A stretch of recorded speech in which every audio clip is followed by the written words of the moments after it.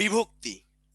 এরপর জানতে হবে বিভক্তি, অর্থাৎ বিভক্তি যদি না জানি তাহলে আমরা তৎপুরুষ সমাসটা পারবো না।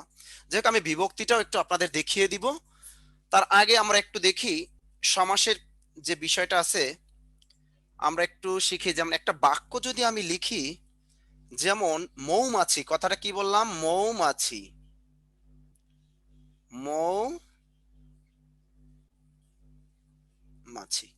একটা ওয়ার্ড। এই মৌমাছি কিন্তু আরো বড় করে লিখতে হবে, তাই তো? ওকে, ফাইন। আচ্ছা, আমি একটা ওয়ার্ড লিখলাম, যাক, মৌমাছি বাধা দিল আমাদের। তাহলে মৌমাছি আমরা লিখবো না, লিখবো ঝালমুড়ি। মৌমাছি যেহেতু আমাদের একটা কামড় দিয়েছে, অতএব মৌমাছি আমরা লিখবো না, আমরা ঝালমুড়িটা লিখে ফেলি। আমি লাইক করি ঝালমুড়ি। ঝালমুড়ি বাংলাদেশে সবচেয়ে ভালো ঝালমুড়ি বানায় কোথায় বলতে পারেন? এটা হলো খুলনা বিএল কলেজ। আমি ওই খুলনা বিএল কলেজের গেটে আমি ঝালমুড়িটা খেয়েছি চুই ঝাল দিয়ে, খুবই মজা। এই ঝালমুড়ি, এই কথাটা কিন্তু আমি একসাথে লিখেছি ঝালমুড়ি, অর্থাৎ বাংলা একাডেমি নিয়ম অনুসারে ঝালমুড়ি বানানটা কিন্তু একসাথে লিখতে হবে, অর্থাৎ সমাসবদ্ধ পদগুলো একসাথে লিখতে হয়। তাহলে ঝালমুড়ি একটা হলো সমাসবদ্ধ পদ। এটার আমি ব্যাস বাক্য নির্ণয় করি পরীক্ষায়, কিন্তু আপনার এই ওয়ার্ডটা দিবে যেটি কোন সমাসের উদাহরণ, এভাবে পরীক্ষায় দিবে। তাহলে আমরা এটার একটু ব্যাস বাক্য নির্ণয় করি। ঝাল মিশ্রিত যে মুড়ি সমান সমান কি হয়ে গেল? ঝালমুড়ি। এই ঝালমুড়ির ক্ষেত্রে এই যে একটা ঝালমুড়ি, একটা নতুন একটা শব্দ তৈরি হলো, এর নাম হলো সমস্ত পদ। এর নামটা কি? সমস্ত পদ। এর নামটা হলো সমস্ত পদ। এরপরে এই সমস্ত পদ কেমনে তৈরি হলো? অর্থাৎ পূর্বপদ ও পরপদ মিলে তৈরি হয় সমস্ত পদ। তাহলে এই ঝাল হলো, এইখানে হলো পূর্বপদ, আর মুড়ি হলো পরপদ বা উত্তর পদ। তাহলে কথাটা কি বললাম?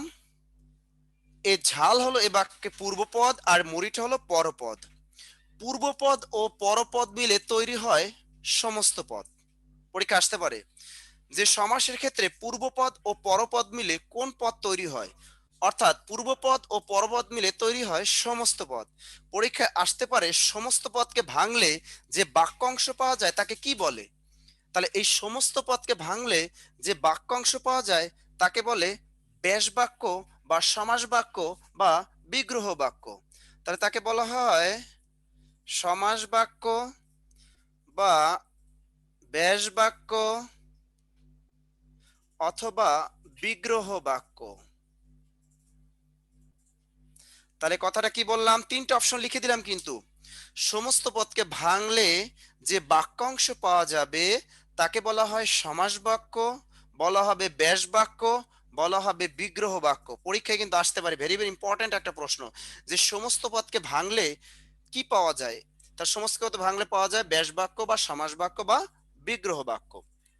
এরপরে দেখেন, যে যে পদের সমাস হয় তাদের প্রত্যেকটিকে বলা হয় সমসমান পদ। এই ঝালমুড়ি তৈরি করতে কয়টা পদ লাগছে? দুইটা।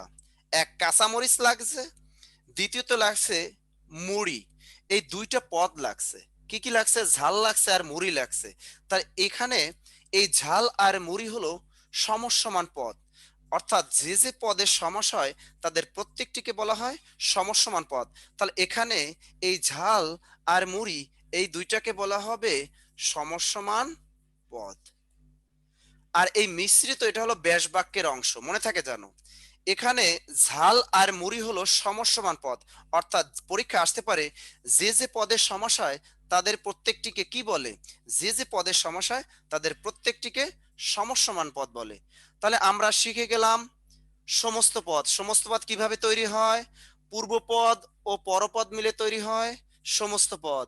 সমস্ত পদকে ভাঙলে যে বাক্যাংশ পাওয়া যায়, অর্থাৎ এখান থেকে এই পর্যন্ত, তাকে বলা হয় সমাস বাক্য বা ব্যাস বাক্য বা বিগ্রহ বাক্য।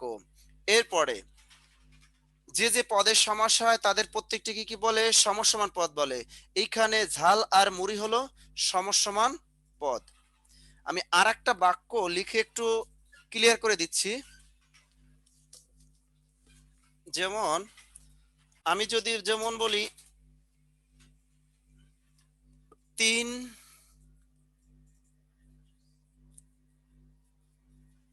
প্রান্তরের সমাহার, 3 প্রান্তরের সমাহার সমান সমান তেপান্তর। কথাটা কি বললাম? 3 প্রান্তরের সমাহার সমান সমান তেপান্তর। এই বাক্যে পূর্বপদ কোনটা পরপদ কোনটা এটা একটু আপনাদের সমস্যা হতে পারে, তাই আমি ক্লিয়ার করে দিচ্ছি। এইখানে পূর্বপদ হলো 3, এই 3 হলো এখানে পূর্বপদ। তাহলে এখানে পরপদ কোনটা? অনেকে ভাবতেছেন স্যার এখানে পরপদ হলো সমাহার। আসলে না, এখানে পরপদ কিন্তু সমাহার না, এখানে এই প্রান্তর এটাই হলো পরপদ। এটা কি পরপদ বা উত্তরপদ। এখানে সমাহার কিন্তু একটা ব্যাস বাক্যের অংশ, অর্থাৎ 3 প্রান্তরের সমাহার সমান সমান তেপান্তর। আমরা জানি এটাকে বলা হয় দ্বিগু সমাস। এই সমাহার কিন্তু এখানে ব্যাস বাক্যের অংশ, এটা কিন্তু কখনোই পরপদ না।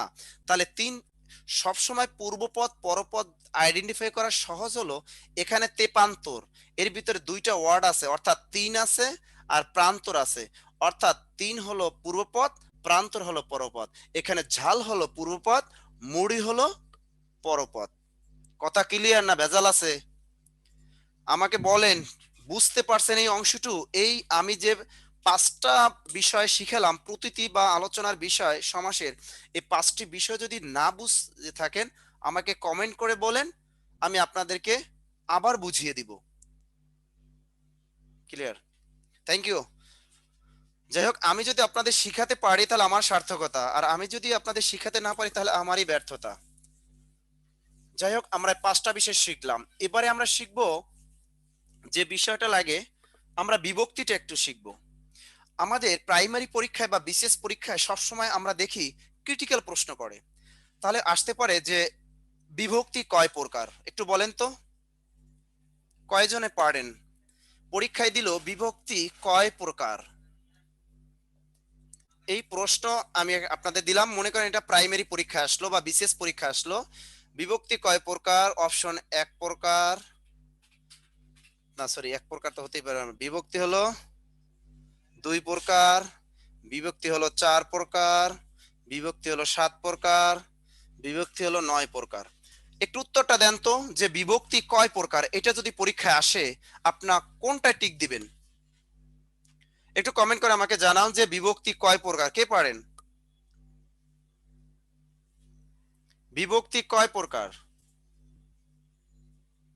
7 বলেছেন তাই না? 2ও বলছেন, 7ও বলেছেন। আমি ধন্যবাদ দিব তাকেই যে বলেছেন 2 প্রকার। এইটা কি বলে বিশেষ বা প্রাইমারি পরীক্ষার ক্রিটিক্যাল প্রশ্ন। তাহলে বিভক্তি কয় প্রকার? 2 প্রকার। আমি জানি আপনারা ছোটবেলা থেকেই ওই যে আমাদের স্কুল জীবনের টিচাররা পড়িয়েছে যে 2 বর্ণের মিলনকে সন্ধি বলে এবং বিভক্তি হলো 7 প্রকার। এইসব ভুলে যেতে হবে, কারণ আমাদের এখন আপডেট হতে হবে। অর্থাৎ আমাদের এখন বাংলা একাডেমি সম্পূর্ণ নতুন ফর্মুলায় বাংলা একাডেমি প্রমিত বাংলা ভাষার ব্যাকরণ বই চালু করেছে, অতএব সেখানে দেওয়া আছে। এবং আমাদের নবম দশম শ্রেণীর ব্যাকরণ বই আছে, অনেক সুন্দর আপডেট করেছে। তারপর হলো আমাদের যে, অর্থাৎ এখন আরো আপডেট হতে হবে। যাই হোক, বিভক্তি কয় প্রকার যদি পরীক্ষা আসে উত্তর হলো 100% 2 প্রকার। যে সাথে টিক দেবেন সে আন্ডা পাবেন, মনে থাকে জানো।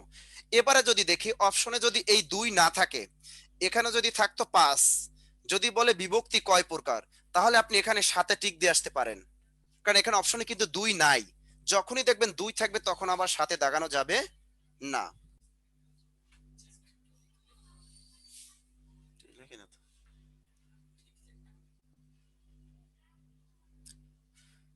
আর একটা ঝামেলা শেষ করতে পারবো না, এ তোকে নিটের সমস্যা করে। এর 2 প্রকার কি কি লিখছে? ও লিখছে, ওকে। আচ্ছা আমি লিখে দিব তো এগুলো, আপনাদের তো টেনশন লাগবে না যে নাসির স্যার ফাঁকি দিবে। নাসির স্যার ফাঁকি দেওয়ার মতো লোক না, আমি সবই শিখাবো। বিভক্তি কয় প্রকার? তাহলে বিভক্তি হলে 2 প্রকার। তা যদি 2 অপশনে না থাকে, 7 থাকলে সাথে টিক দিয়ে চলে আসবেন। এরপরে দেখি যদি বলা হয়, এবার আমরা একটু শিখবো বিভক্তির প্রকার বেটা দেখবো। বিভক্তি হলো 2 প্রকার, কি কি? একটা হলো নাম বিভক্তি বা শব্দ বিভক্তি। অনেকেরই এখন মনে পড়ে গেল না বিভক্তি অথবা শব্দ বিভক্তি। আর একটা হলো ক্রিয়া বিভক্তি। ক্রিয়া বিভক্তি, এই বিভক্তি হলো 2 প্রকার। এরপরে নাম বিভক্তি বা শব্দ বিভক্তি হলো 7 প্রকার। পরীক্ষায় যদি আপনাদের দিয়ে দেয় যে নাম বিভক্তি বা শব্দ বিভক্তি কয় প্রকার, তাহলে উত্তরই হবে 7 প্রকার। সেই 7 প্রকার কি কি? যেমন আমরা কারক নির্ণয়ের ক্ষেত্রে শিখি প্রথমা বিভক্তি মানে শূন্য বিভক্তি। প্রথমা বিভক্তি মানে শূন্য, যেমন তোমাকে লেগেছে এত যে ভালো চাঁদ বুঝি তা জানে। কথাটি বলেছি, তোমাকে লেগেছে এত যে ভালো চাঁদ বুঝি তা জানে। এখানে চাঁদের নিচে দাগ থাকে, কোন কারকে কোন বিভক্তি? আবার বলে আমি তোমার মনের ভিতর একবার ঘুরে আসতে চাই। এখানে মনের ভিতর কোন কারকে কোন বিভক্তি? এগুলো কিন্তু আসে।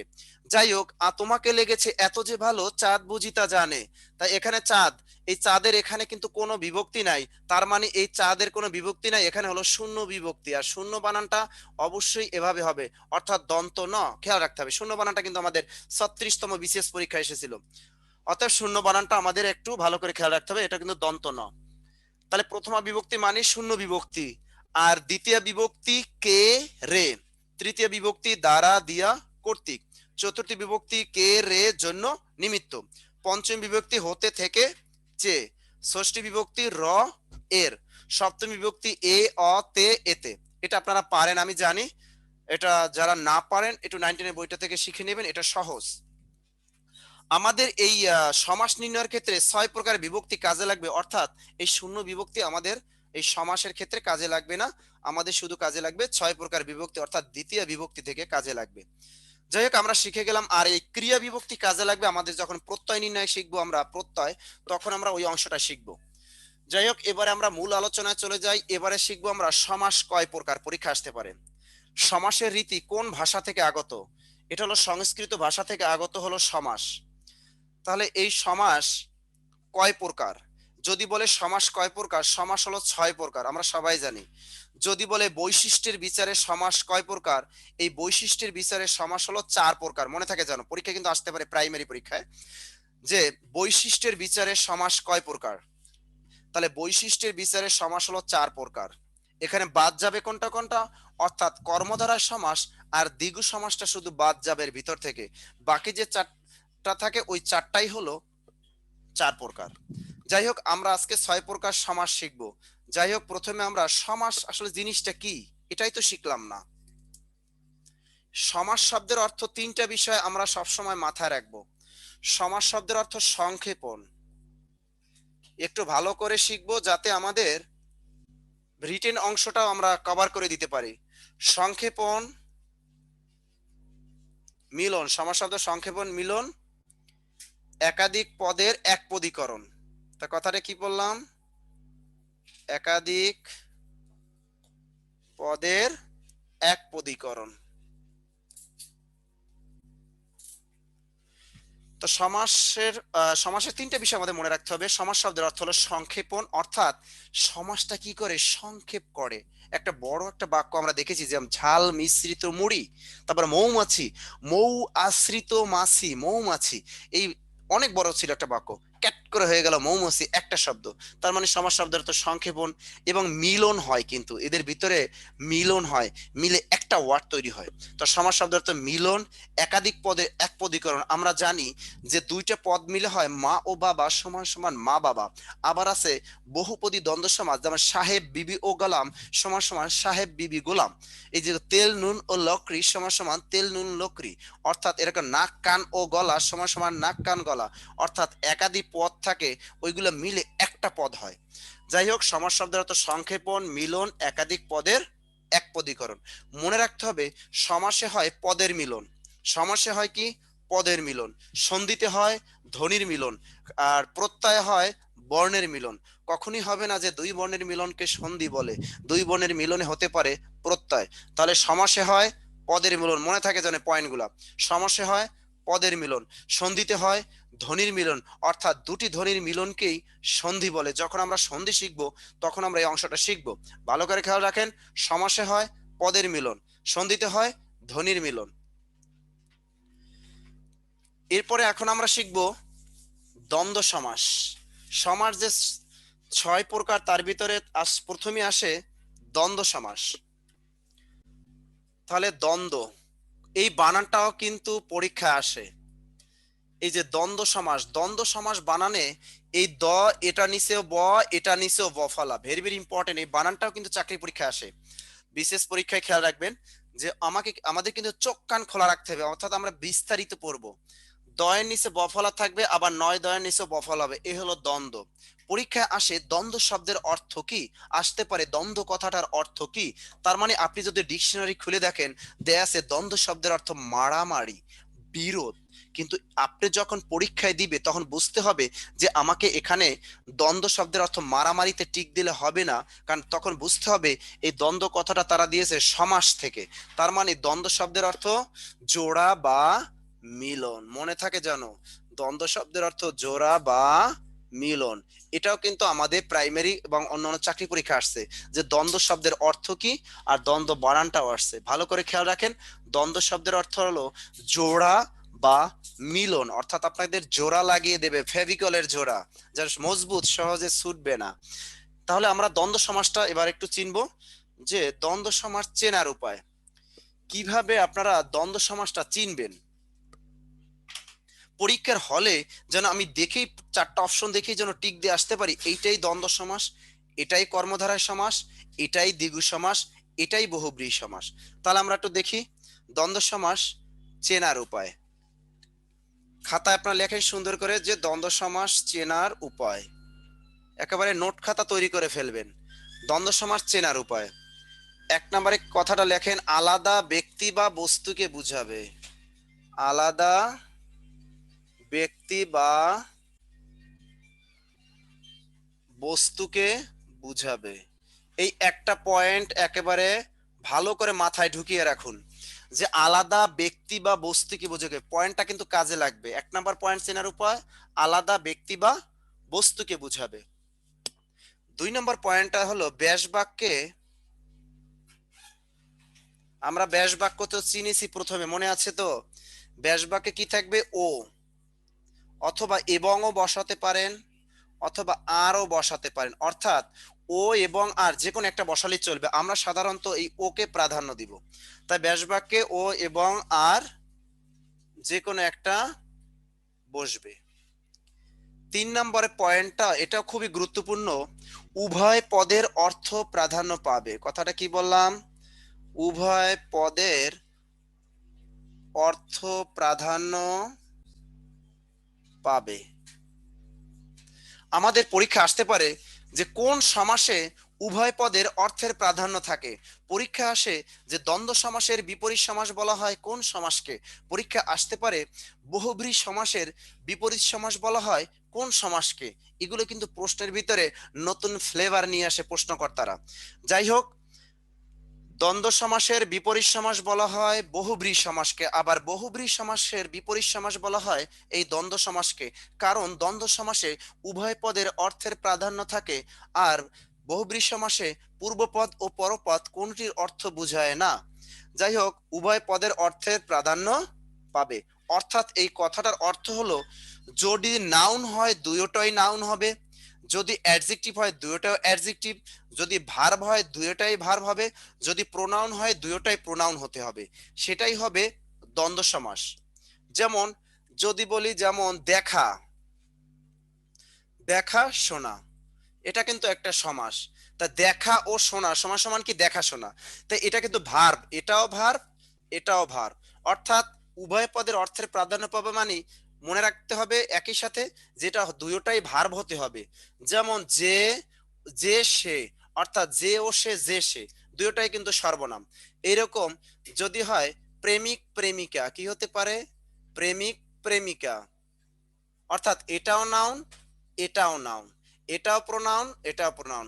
অর্থাৎ এই দ্বন্দ্ব সমাসটা চেনার উপায় হলো আপনি দেখবেন দুইটাই নাউন হবে, না হয় দুইটাই অ্যাডজেক্টিভ হবে, না হয় দুইটাই ভার্ব হবে।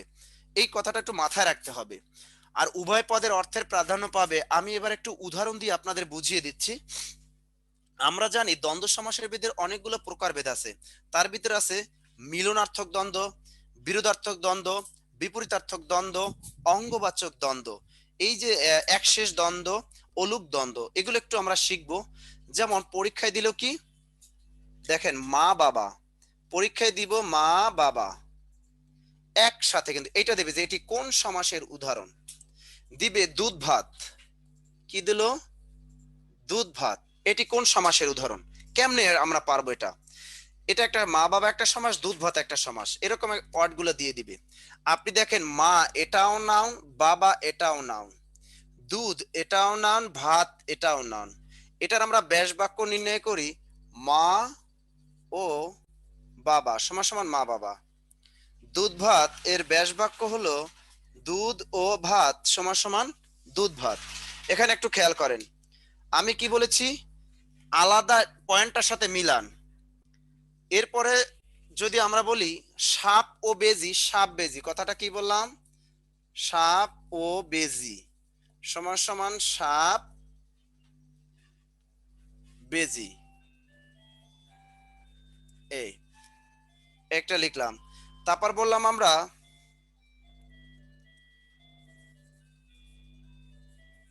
যাওয়া আসা, যাওয়া আসা, এই একটা বললাম। তারপর বললাম সর্দি কাশি, কি আসলো পরীক্ষায়, সর্দি কাশি। এই যে জিনিসগুলো আমরা একটু খেয়াল করি, আমি কথাটা বলেছি দ্বন্দ্ব সমাস চিহ্নের উপর আলাদা ব্যক্তি বা বস্তুকে বুঝাবে, একটু দেখেন আপনারা। এখানে সাপ আর বেজি দুইটা কিন্তু আলাদা প্রাণী, তার মানে সাপ আর বেজি দুইটা আলাদা, একসাথে লিখতে হবে, কোনো ফাঁকা রাখা যাবে না কিন্তু, এটা হলো সমাসের নিয়ম। তা সাপ বেজি দুইটা আলাদা জিনিস।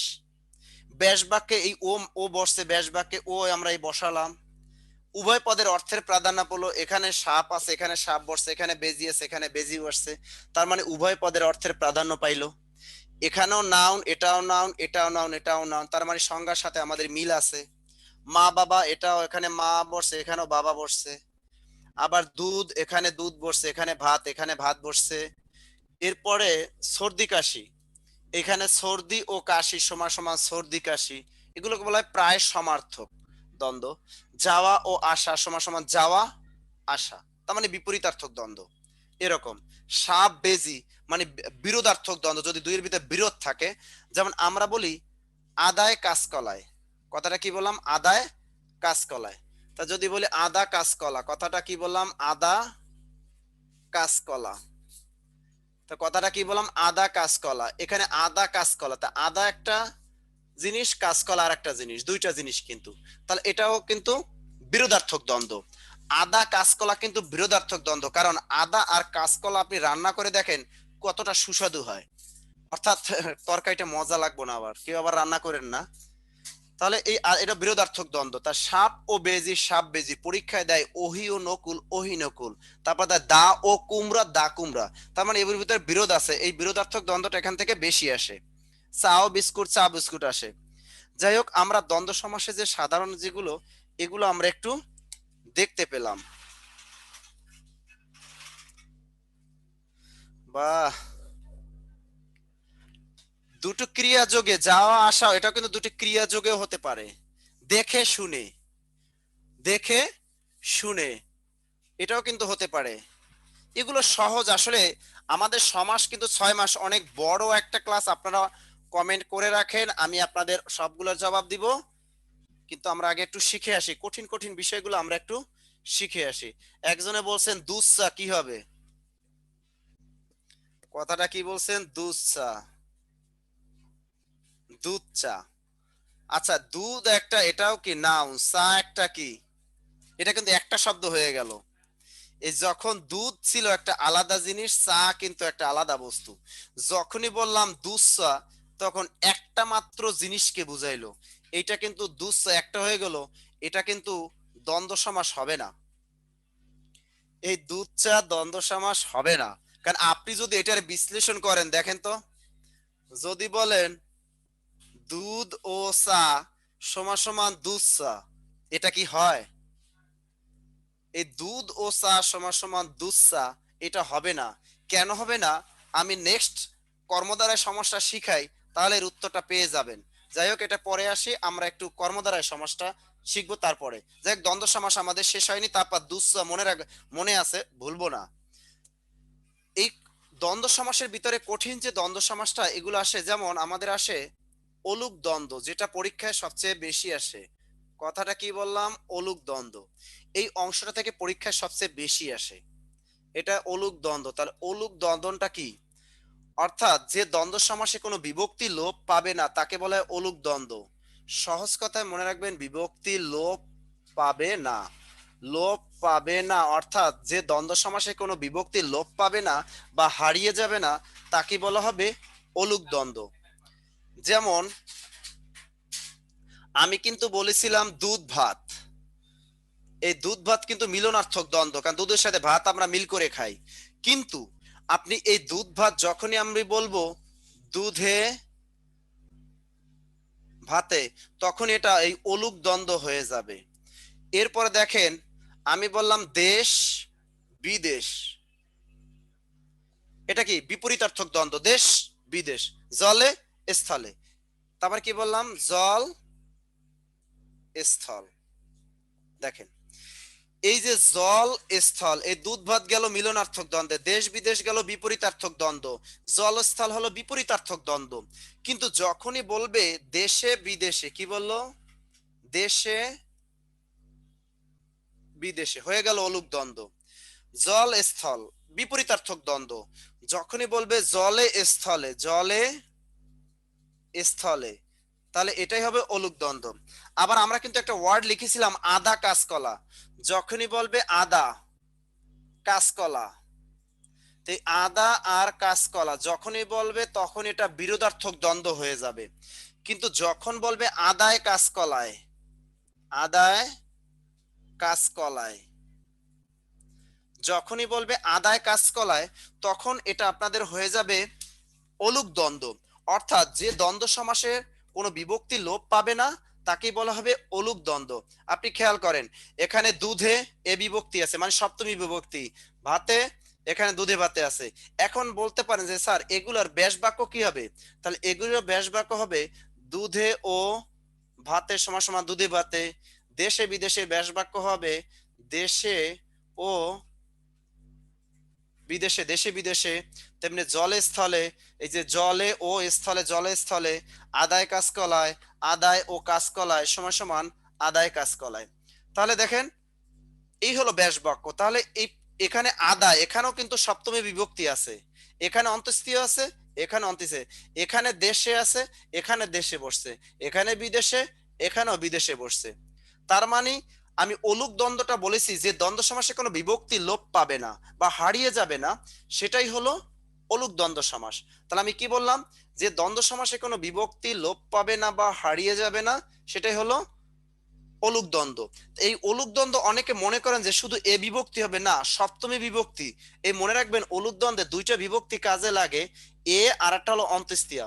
স্যার র কি হবে না? হবে। যেমন আমি আরেকটা অলুক দ্বন্দ্বের উদাহরণ দিচ্ছি, যেমন যদি বলে দুধের ভাতের, দুধের ভাতের, এটাও যদি বলে, এটাও কিন্তু অলুক দ্বন্দ্ব, কারণ এখানে র আছে, এখানে র আছে, অর্থাৎ উভয় পদে কিন্তু একই জাতীয় বিভক্তি আছে, তাহলে কিন্তু এটা অলুক দ্বন্দ্ব হবে। এবার একটু বলেন আমাকে, অলুক দ্বন্দ্ব সমাসটা কে কে বুঝতে পারেন নাই? কথা কি ক্লিয়ার? অলুক দ্বন্দ্ব সবাই বুঝতে পেরেছেন?